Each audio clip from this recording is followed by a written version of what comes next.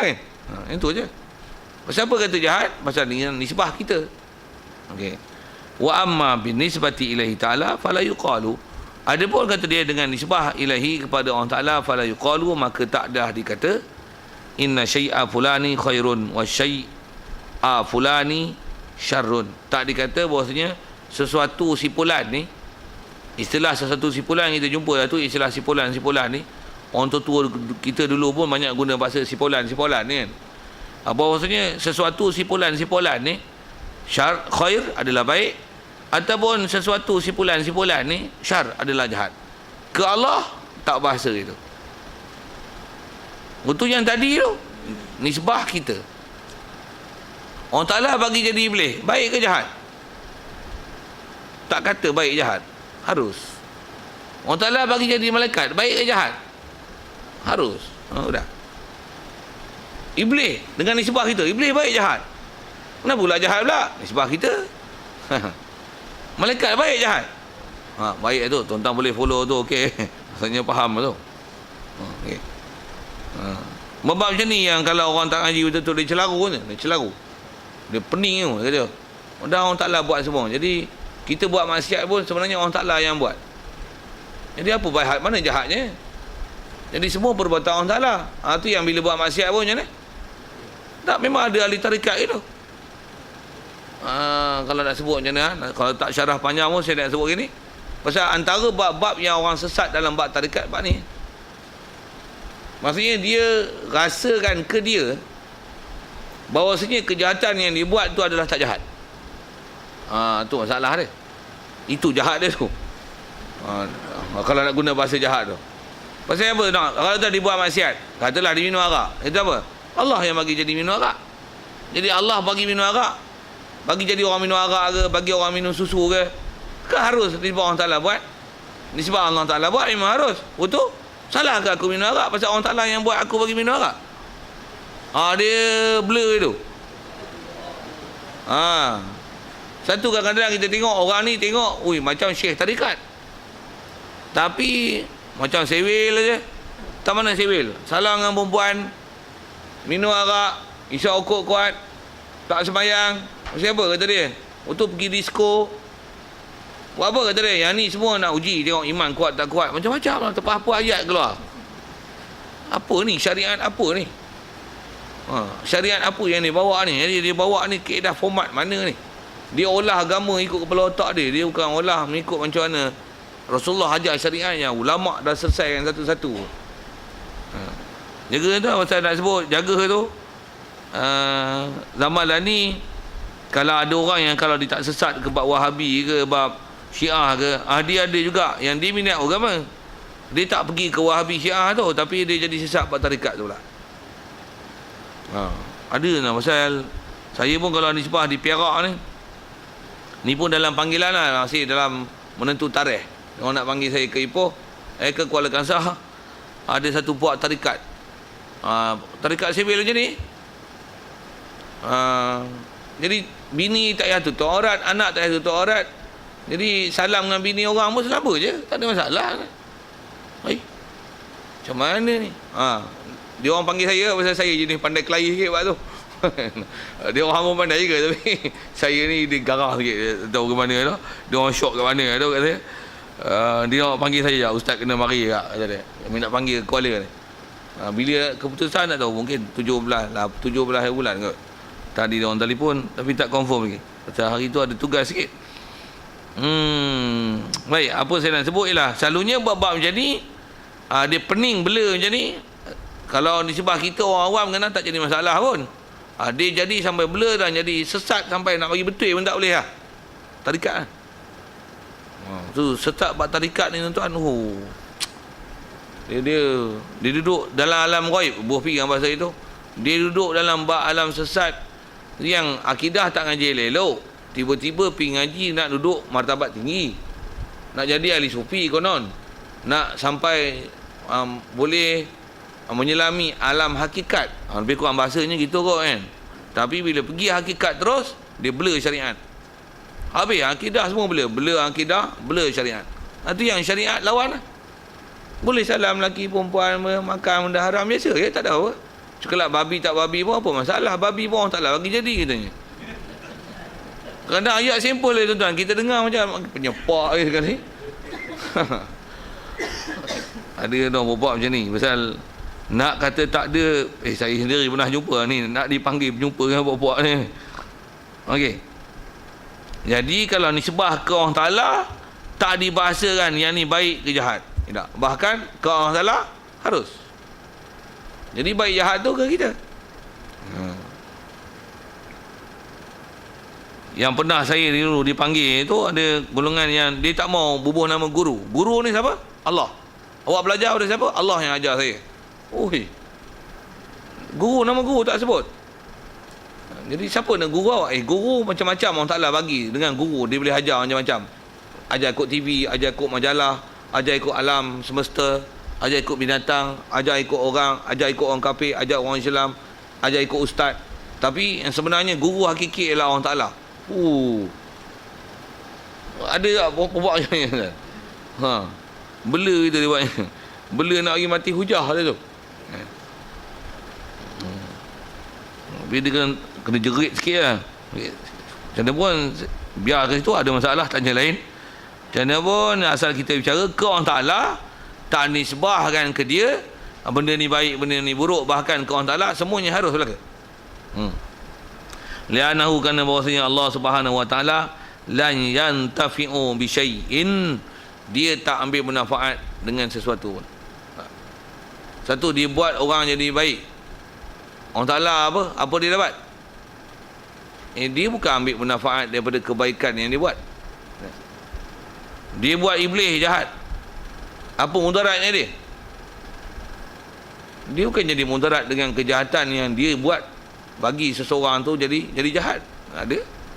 Bahkan nisbah apa yang dia buat, sama ada ke kita tu kita istilahkan baik ataupun jahat, ke Allah Ta'ala dia buat tu harus sedikit pun tak ada istilahnya manfaat ataupun mudarat dia. Satu, dia buat malaikat. Adakah malaikat membantu urusan dia dan memudahkan dia? Adakah dia buat iblis? Iblis ni mengharu birukan pentadbiran dia? Tak apa, dia tak ada istilah yantafi'u bi syai' wala yatadarraru bi syai' min syai'. Dia tak jadi mudarat dan kerana sesuatu. Satu, dia buat iblis deraka pada dia pun kelang kabut nak perbetulkan balik iblisnya tu. Subhanallah. Walaupun kita belajar tafsir ke apa, belajar hadis ke, ada dialog malaikat iblis ke apa ke dengan orang Ta'ala, dengan malaikat dan sebagainya, ya, itu atas jalan penceritaan, atas kita bicara bab akidah. Jadi Allah Ta'ala bukan jadi mudarat ke dia. Itu adalah kalau atas kata riwayat, atas kata cerita bukanlah nisbah Allah Ta'ala buat tu dia akan jadi mudarat manfaat. Tak ada. Satu, kita belajar ni, sekali lagi sebut, kita belajar ni tuan, belajar format tu. Satu, kalau ada orang dia tak belajar format macam ni, tiba-tiba terjun ilmu tafsir, ilmu hadis, tu yang dia blur, dia nak syarah tak pandai. Kita bila kita dah belajar macam ni, kalau ada ayat Quran ataupun hadis yang ada sebut tentang macam itulah, misalnya dialog ke, ada bangkangan daripada malaikat ke, kata ya Allah, adakah kau nak jadikan ataj'alu fiha man yufsidu fiha wa yusfikud dima, adakah orang nak kau nak jadikan atas muka bumi ni orang buat kerosakan. Jadi macam malaikat ni bangkang lah, macam ada argumentasi pula pada malaikat, bagi suggestion pula Allah Ta'ala. Jadi nisbah cerita dialog itu di atas faktor sabab musabab. Allah Ta'ala dijadikan alam ni memang bertabiran dia di atas cause effect. Buat macam ni, efek dia macam ni. Jadi dia buat satu, malaikat yang dia bagi jadi ada akal, dia berfikir, dia akan tanya gini, dia akan jadi cakap gini. Nisbah pengurusan dan bertakbiran Allah Ta'ala buat gitu. Tapi realitinya atas kita bicara ke akidah Allah, macam mana dia? La yantafi'u bi syai', dia tak ambil manfaat dengan sesuatu. La yatadarraru min syai', dia tak jadi mudarat kerana sesuatu. Tak. Satu, bila dia buat esok, katalah akhir zaman, semua orang jadi kafir, Allah Ta'ala macam ni? Allah Ta'ala tak sikit mudarat ke dia? Katalah zaman Islam gemilang, cemerlang, terbilang zaman Nabi Isa tu. Bunuh je Dajjal macam mana? Hebat Islam masa tu. Macam mana? Orang Ta'ala macam mana? Tak ada, tak jadi megah ke dia? Tak ada tambah pangkat dia, kebesaran dia, kemuliaan dia dengan diberikan kemenangan kepada Islam ke orang Ta'ala? Ke dia? Tak ada. La yang tafi' bi syai'. Dia tak ambil manfaat dan tak jadi manfaat pada dia dengan satu. Pasal tu makhluk dia. Dia yang buat. Takkanlah dia buat sesuatu dia terkesan dengan apa dia buat. Sama ada terkesan tu terkesan mudarat ataupun terkesan manfaat. Tak ada sikit pun.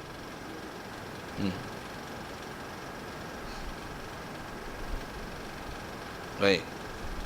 Yang tu yang kalau ikut penjelasan dia di awal dalam bab ni nak menunjukkan bahawasanya nisbah Allah dia nak buat satu harus. Jadi tak jadi masalah. Nisbah dia nak buat satu tu apa yang kat kita, nisbah kita, kita kata baik ataupun buruk. Kat Allah harus. Ya. Selalunya orang blur sikit ni pasal dia aku biro tu dia nak bagi belah mana. Nak nisbah ke siapa tu.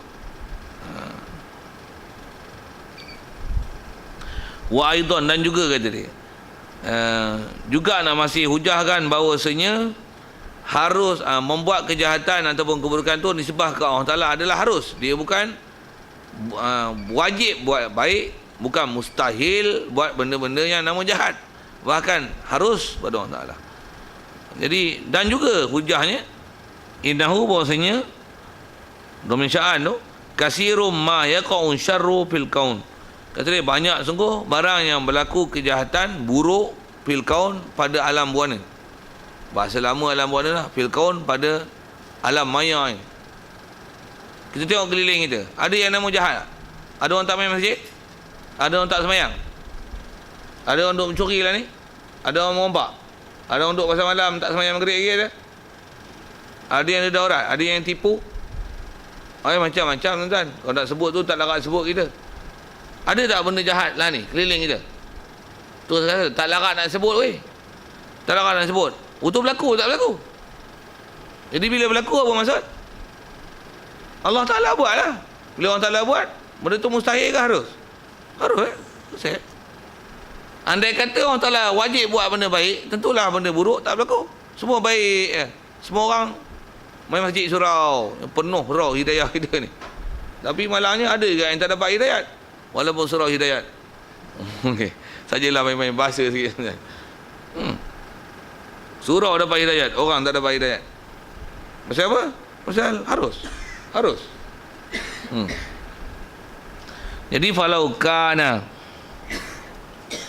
li ghairi khalqihi wa iradatihi ta'ala lazima an yaqa'a katsirun fi mulkihi laisa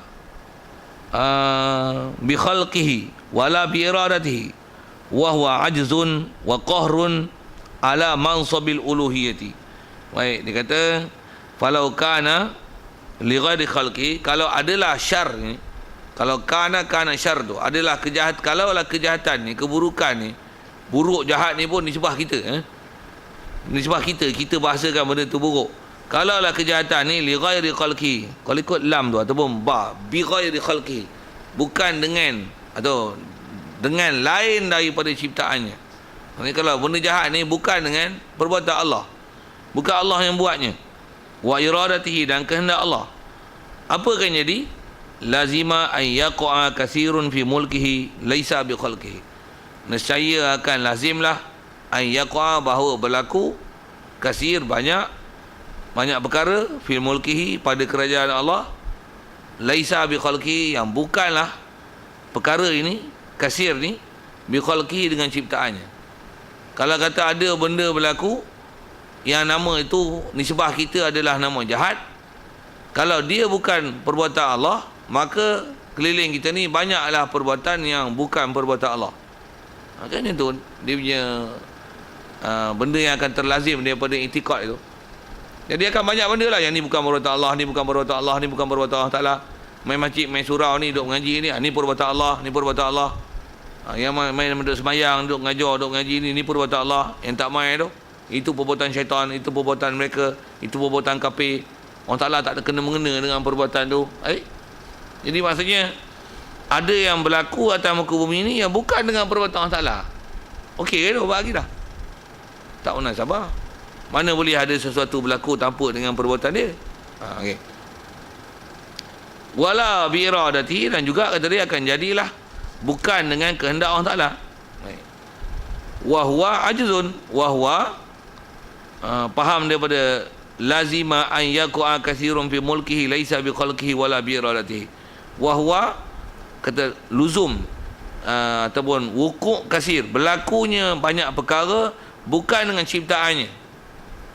Berlakunya banyak perkara yang nama jahat tadi, buruk tu, bukan dengan ciptaan dia. Huwa tu kembali ke sana.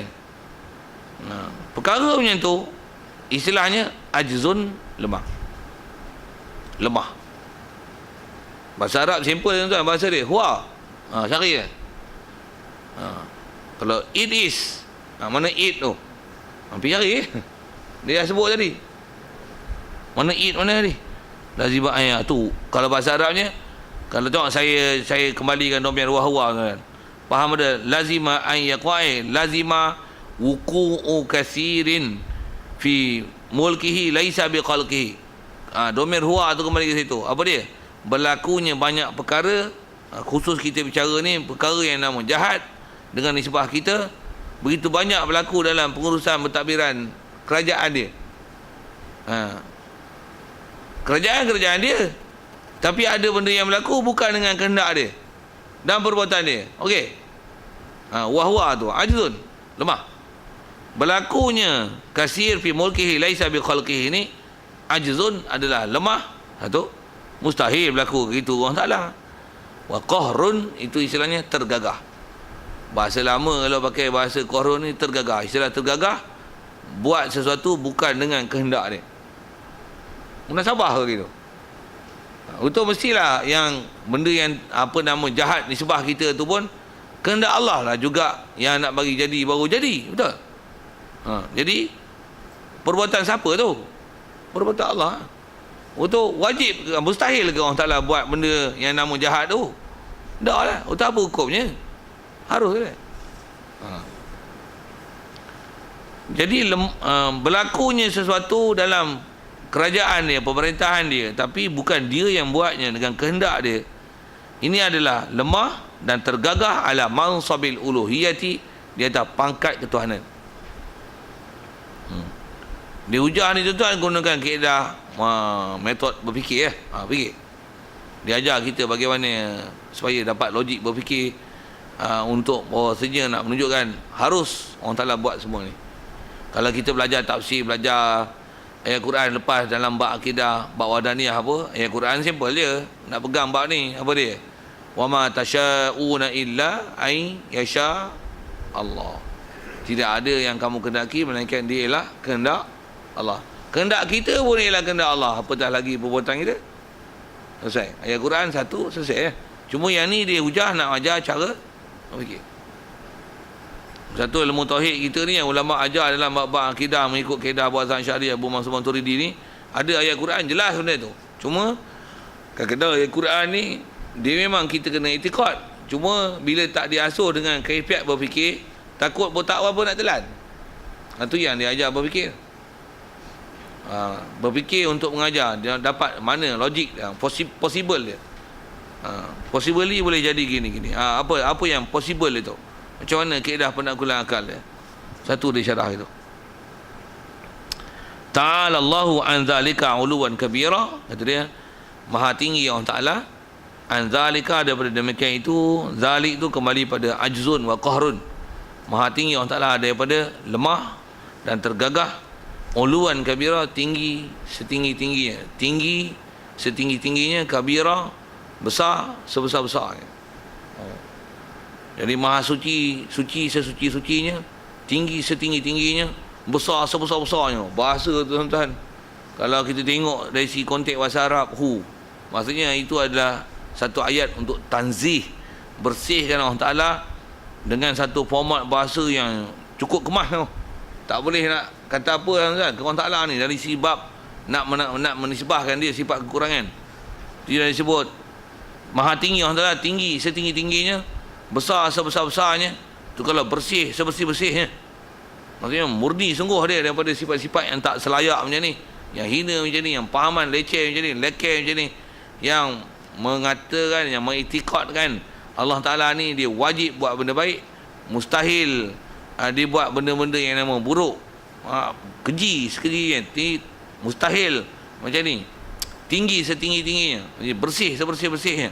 Betul apa ya? Yang betul ya? Harus buat benda itu. Okay. Itu kalau ikut jais yang kita bicara pertama. Okay. Soal tu tentu, kalau ada muskil mana? Kalau ikut bab tu selesai tu. Habis tu. Dia sepak habis tu. Ya.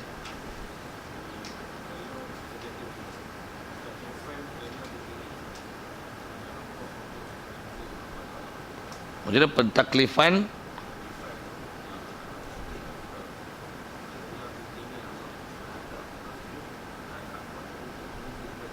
ya. Pentaklifan yang Allah Ta'ala taklif ke kita adalah jalan untuk menuju kepadanya. Adalah bimbingan Allah Ta'ala hamba dia untuk menuju kepadanya. Dia kalau pandang pada sudut kita dalam perjalanan syariat, betul itu. Memang. Maksudnya kalau nisbah pengurusan sabab musabab, cause effect kan. Memang Allah Ta'ala dia haram halalkan sesuatu dengan bahasa umum lagi. Dia hantar Nabi dan Rasul buat apa? Nak mengajar jalan, nak membimbing kita macam mana nak damping diri kepada dia. Okey. Jadi kalau umumnya ke Rasul macam tu, apa selok-belok dan ajaran agama mestilah mendasarkan matlamat itu lah. Jadi ayat itu kalau pandang pada sudut syariat tak ada masalah. Dan memang nisbah pengurusan Allah Ta'ala atas muka bumi ni dia urus macam tu. Maksudnya dia jadikan satu tu dengan bersabar. Jadi istilah kalau bahasa Inggeris tu, maksudnya sedap ayat tu, cause effect tu. Dia buat cause untuk efekkan sesuatu. Macam mana lagi hidayat antara Nabi? Nabi tak bagi mukjizat tak apa kan? Kalau ikut tak apa, dia boleh bagi hidayat walaupun tak ada mukjizat. Tapi dia biar kering itu kan? Tak ada dia bagi mukjizat weh. Mukjizat pun satu cukup. Kalau ikut nak bagi dapat hidayat. Tapi dia bagi macam mana? Sampai orang kata tak ada arah. Tak ada arah nak tolak. Tapi ada yang menolak juga. Nak menunjukkan apa tu? Nak menunjukkan dia beri tu perjalanan syariat, hukum hakam, sabab, musabab tu. Memang perjalanan syariat, hukum hakam dan ketetapan hukum, dia ialah sebagai jalan sebab Allah nak membimbing kita, tu guna bahasa bimbing tu, untuk kita sampai kepadanya. Ya, dari segi ayat pandang pada sudut kita, ya, tak ada masalah. Tak ada masalah. Cuma kalau nisbah pandang ke Allah Ta'ala, adakah Allah Ta'ala berhajat? Kalau tanya situ lah kan. Adakah dia berhajat untuk memberikan hidayat kepadanya dengan perlu kepada haram halal, Nabi Rasul, bimbingan syariat dan hukum hakam? Nisbah perlu, dia tak perlu, tapi itulah pentadbiran dan pengurusan dia. Dan sejak daripada penciptaan mula-mula kejadian makhluk, khususnya kejadian manusia, yang itu ada pensyariatannya, semua Allah Ta'ala jadikan semua di atas cause effect. Semua bab. Pasal apa hujan? Ada proses pemeluapan, angin tiup, udara sejuk naik atas tu sejuk, berlakulah hujan. Pasal apa kemarau? Angin monsun macam ni. Pasal apa mati? Ni isap okok banyak. Tu saja dah sepak bawa okok tu. Dah isap okok macam ni, makan gula macam ni, tak berpantang macam ni. Pasal apa hidup? Pasal apa umur panjang? Gini kan dia punya peraturan cause effect tu macam tu.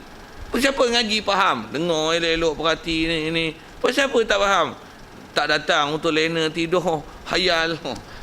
Okey, sajalah saya suka-suka saya disiding itu tuan. Tuan-tuan tak terasa tu pada dengan muka itu je. Tapi nak syarahkan apa kita, soalan duk tanya tu. Jadi membahasakan ke orang Ta'ala, kalau nisbah persyariatan dia atas begitu memang betul. Tapi dia tu sendiri, adakah dia berhajat? Tidak lah. Subhanallah. Tu yang ta'ala Allahu an zalika uluwan kabira. Subhanallah. Dia tak ambil manfaat. Dia tak ambil manfaat dengan apa dia jadi, tak jadi mudarat dengan apa benda buruk yang dia jadikan. Kat dia tak ada apa-apa. Kat dia is nothing, nisbah nak ambil manfaat ataupun jadi mudarat, tak ada. kat dia tak ada apa-apa. Tapi dia tak jadi sia-sia. Dan dia jadi mesti atas peraturan cause effect. Tengok. Yang tu yang sekali lagi kalau saya tambah, yang tu yang soalan-soalan kadang-kadang orang bela. Pasal ada orang macam ni khusus nak sekeh bab tarikat ni. Pasal macam ni macam memang bab yang salah yang sering dijumpa tarikat lah. Dia kata apa? Alah gaduh-gaduh ngaji macam ni, ngaji kulit. Kita nak dapatkan isi. Jadi gaduh ngaji kulit, jadi isi. Kita zikir orang Ta'ala bagi lah. Ngaji ni kadang tak dapat tu yang jadi hijab, tak dapat sampai ke orang Ta'ala pasal duk ngaji banyak sangat. Ilmu alat lah, nahu lah, sorof lah, balaghah lah. Apa duk ngaji bahasa Arab, duk tafsir, duk tulis banyak, pening kepala. Duk zikir je, la ilaha illallah, la ilaha illallah, tafwid pada orang Ta'ala, serah pada orang Ta'ala nanti naik ke makam kita terus. Boleh sampai satu darajat yang macam Nabi Khidir tu. Wah. Macam mana? Okey.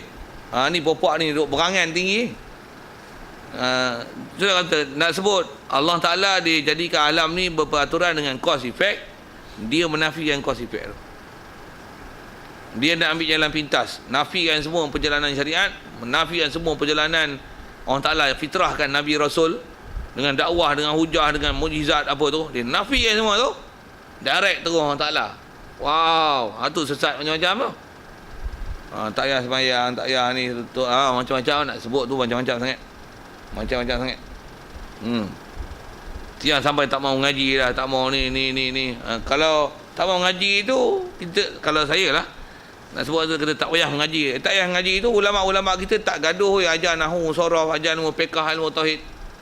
Duk kelahi dengan Wahabi, dengan Syiah, dengan kaedah hujah macam ni, dalil satu sebiji. Detail, bukan detail, very great detail. Kalau katalah yang tu bukan cause effect yang diajar pada kita, terus balik hakikat je semua, buanglah ilmu semua tu, tak ada ilmu. Tak payah bantai ilmu, tak payah mengaji ilmu. Adakah macam tu? Yang mana ada? Tak ada seorang ulama cakap gitu. Yang tu kalau bab tarikat, tu antara kesesatan yang berlaku dalam alam tu. Sikitlah kesana sikit tu. Ada lagi kita tu.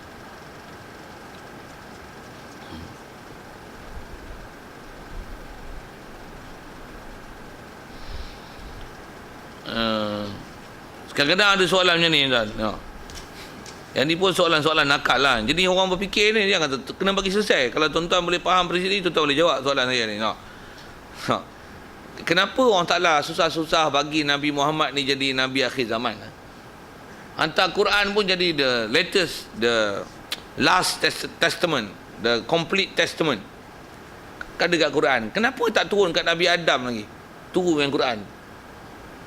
Terus dapat sempurna.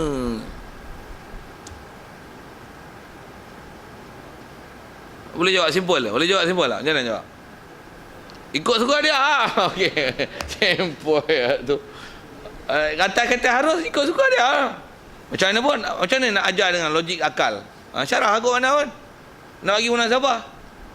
Kalau saya idea saya nak jawab ni, idea ni tengok Dr. Zakir naik je lah kan. Memang ada orang pernah lontar soalan dia macam tu. Tak ada jawab macam mana. Kata dia, if you have your son, he's 6 years old, will you send your son to the university, to medical college, to learn about chemistry, about law ke, about perubatan ke apa ke? Will you send? No lah, I send kindergarten. You get the point. Jadi kalau kata Nabi Muhammad, Quran dibagi kat Nabi Adam, tak rasalah besarnya Nabi Muhammad tu. Ini pun kita sebut atas kaedah berfikir ya, kaedah berfikir dan atas munasabah. Jadi umur takat ni lagipun masih muda, tiba-tiba bagi benda yang tinggi dia takkan capai. Lagipun tak boleh nampak, tak akan dapat nilai ni. Tak akan dapat nilai di mana ketinggian ilmu tersebut. Melainkan dia dengan proses selalu satu-satu baru nampak, ni high level. Ni high level. Yang ni orang baik, yang ni orang mulia. Itu juga macam Nabi Rasul. Bagi terus kat Nabi Adam, tak rasa Nabi Muhammad hebat. Kita sebut ni atas cause effect. Dan kaedah berfikir macam mana nak selesaikan isu-isu pemikiran. Jadi kalau orang lontar, macam mana nak kaedah sepak dia. Itu je. Nisbah kita beriman, kaedah jawab pertama ni senang. Apa? Ikut Allah Ta'ala, dia nak hantar gitu. Habis. Pasal kita bicara pun harus kan, mudah kan? Apa hukumnya Allah Ta'ala buat itu? Harus ikut dia. Dia nak hantar Nabi Muhammad sebagai Nabi akhir zaman. Sudahlah. Selesai. Kita beriman je. Selesai. Habis. Atas kaedah harus, selesai. Kalau guna kaedah Mu'tazilah macam mana? Apa ni yang kita berjawab? Allah Ta'ala